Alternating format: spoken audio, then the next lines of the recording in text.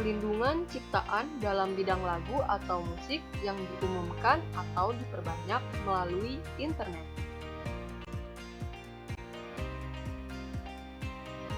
Kami dari kelompok 8 dengan anggota Made Carlini dengan NIM 1914101040, kedua Devika Angelina Purba dengan NIM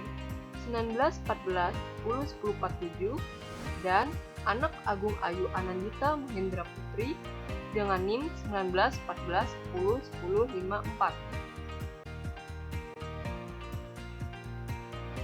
Pada slide pertama, kita akan membahas mengenai hak kekayaan intelektual atau HKI. HKI ini adalah hak suatu kebendaan yang bersumber dari hasil kerja otak dengan cara menalar, di mana hasil kerjanya berupa benda tidak berwujud. Hak kekayaan intelektual harus dilindungi, karena dalam membuat suatu karya, pencipta atau penemu membutuhkan tenaga, biaya, waktu, dan pikiran. Kedua, hak kekayaan intelektual terdiri atas dua bagian, yaitu hak kekayaan industrial yang berkaitan dengan kegiatan industri, dan yang kedua yaitu mengenai hak cipta. Pada slide ini, kita akan membahas mengenai hak cipta. Apa itu hak cipta? Hak cipta adalah hak khusus yang dimiliki oleh pencipta untuk memproduksi karyanya atau memberikan izin kepada pihak lain untuk melakukan hal tersebut, namun dalam batasan hukum yang berlaku. Adapun salah satu objek hak cipta adalah sebuah lagu. Lagu merupakan karya seni yang dilindungi dalam Undang-Undang Nomor 28 Tahun 2014, Pasal 58 huruf D tentang hak cipta. Di era globalisasi saat ini, setiap orang dapat mendengarkan dan membagikan lagu ataupun musik melalui internet dengan sangat mudah.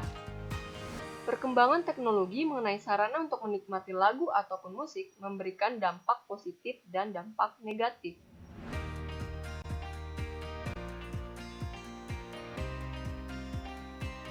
Dampak positif yang dapat diperoleh yaitu masyarakat dapat menikmati musik dengan sangat mudah. Selain itu, dapat memudahkan pencipta lagu untuk mempromosikan lagu atau musiknya. Adapun dampak negatif yang didapatkan yaitu semakin banyak orang yang menyalahgunakan teknologi untuk kepentingan pribadi, seperti melakukan pembajakan dan mendapatkan keuntungan dari mengunggah sebuah lagu ataupun musik melalui internet. Yang mana pada akhir ini banyak pengguna internet, misalnya aplikasi YouTube yang digunakan sebagai sarana mengunggah video maupun lagu, baik lagu dengan lirik maupun cover lagu milik orang lain tanpa izin dari pemilik lagu atau tanpa memberikan kredit atau catatan penyanyi lagu, dan diunggah untuk tujuan komersial.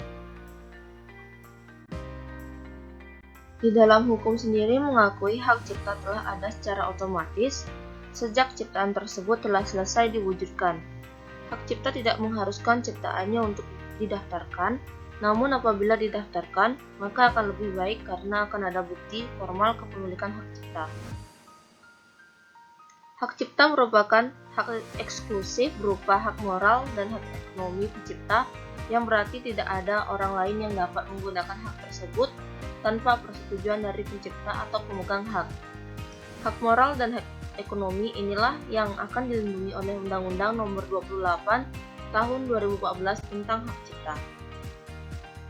Dan sedangkan pengertian dari hak moral adalah hak yang melekat kepada pencipta atau pemilik lagu atau musik secara abadi dan tidak dapat dihilangkan atau dipisahkan meskipun pencipta telah meninggal dunia. Hak pencipta saja yang dapat menjalankan hak moral dan orang yang percayakan pencipta untuk menjalankan.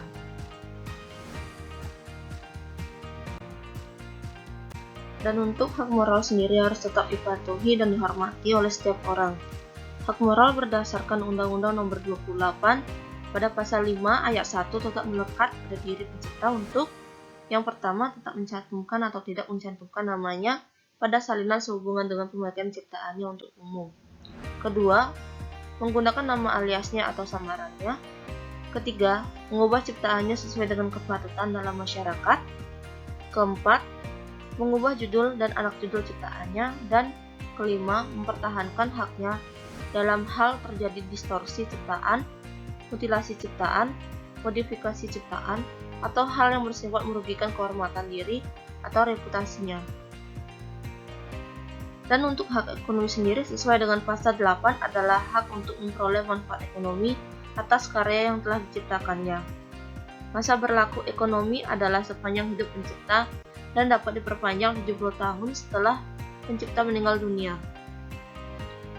Hak ekonomi yang dapat dilakukan oleh pemegang hak cipta sesuai dengan pasal 9 ayat 1 terhadap ciptaannya yaitu: yang pertama, menduplikasikan, yang kedua, memperbanyak, yang ketiga, menerjemahkan, yang keempat, mengadaptasi, yang kelima, membagikan, yang keenam, menunjukkan, yang ketujuh, mengumumkan, yang kedelapan, mengomunikasikan, dan yang kesembilan, menyewakan. Untuk menggunakan hak ekonomi pemegang hak cipta atau pencipta sesuai dengan pasal 9 ayat 2 Undang-Undang Nomor 28 Tahun 2014 tentang hak cipta, maka memerlukan izin dari pencipta, dan ketika digunakan untuk tujuan komersial, selain memerlukan izin, pengguna wajib memberikan royalti atau imbalan kepada pencipta sesuai dengan pasal 80 ayat 3 Undang-Undang Nomor 28 Tahun 2014 tentang hak cipta. Dan untuk besarnya royalti diatur sesuai dengan perjanjian lisensi yang dibuat, dan tentunya pembagian royalti ini harus sesuai dengan unsur keadilan. Perbuatan mengunggah lagu di internet sendiri dinamakan pengumuman. Perbuatan yang termasuk ke dalam pengumuman suatu ciptaan adalah membacakan, menyiarkan, memamerkan, menjual, dan menyebarkan suatu ciptaan. Pengumuman dapat dilakukan dengan alat atau media apapun, termasuk melalui internet seperti YouTube, sehingga ciptaan tersebut dapat dilihat, didengar, ataupun dibaca oleh orang lain. Sehingga ketika seseorang melakukan pengunggahan video melalui YouTube tanpa izin dari pencipta, baik dengan tujuan tidak untuk komersial ataupun dengan tujuan komersial, maka merupakan suatu pelanggaran hak cipta.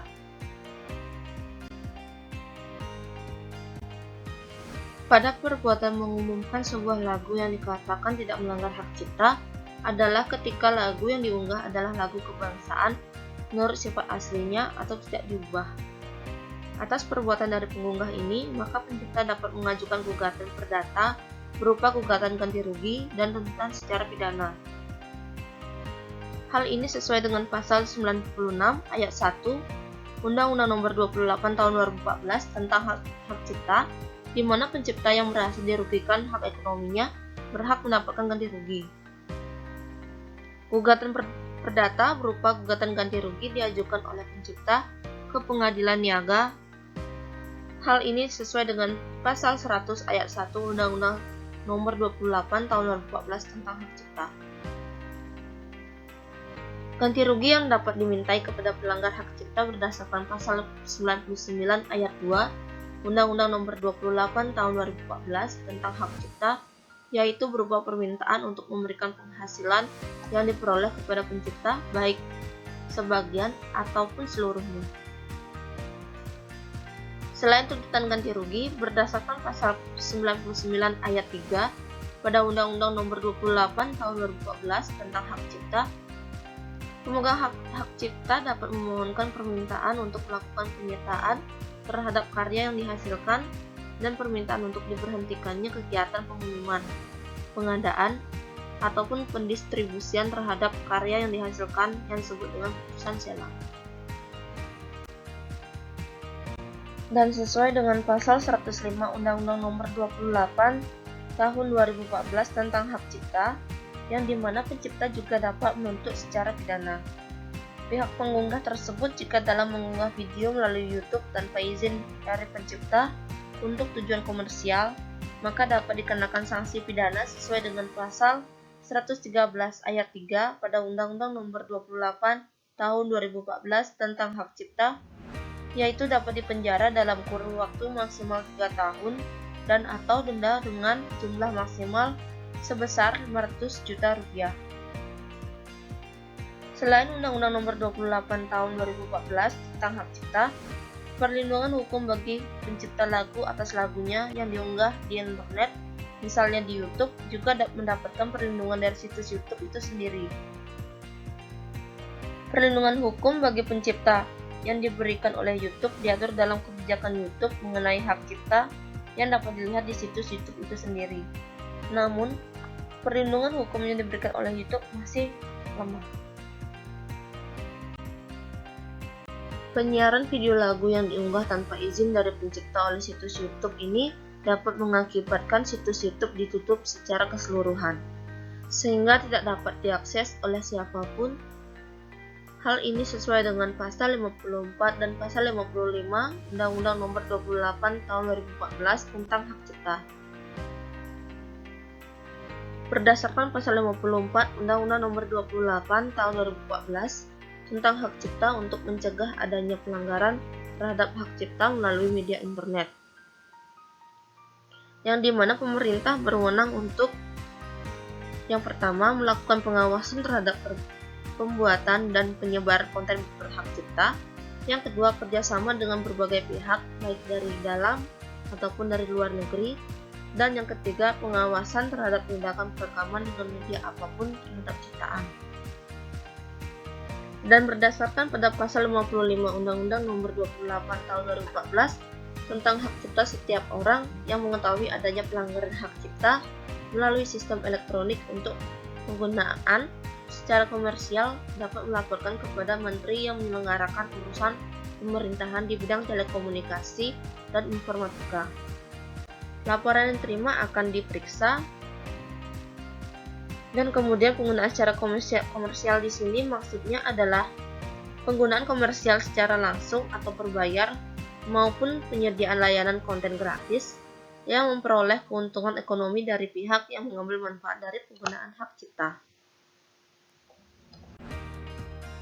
Berdasarkan hal tersebut, dapat ditariknya suatu kesimpulan, yaitu untuk yang pertama, perlindungan hukum hak kekayaan intelektual khususnya bagi pencipta lagu telah diatur di dalam Undang-Undang Nomor 28 Tahun 2014 tentang hak cipta, yaitu dalam pasal 5 dan pasal 9. Perlindungan hukum bagi pencipta lagu ini berlaku dimanapun, tidak tergantung pada media yang digunakan untuk mengumumkan suatu lagu.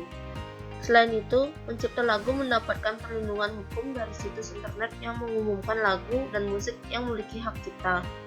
Dan yang kedua, akibat hukum yang dapat ditimbulkan dari adanya penyiaran lagu yang diunggah tanpa izin pencipta oleh YouTube berdasarkan pasal 54 dan pasal 55 pada Undang-Undang Nomor 28 Tahun 2014 tentang hak cipta adalah dapat berakibat pada penutupan situs internet yang mengunggah secara keseluruhan oleh Menteri yang menyelenggarakan urusan pemerintahan di bidang telekomunikasi dan informatika.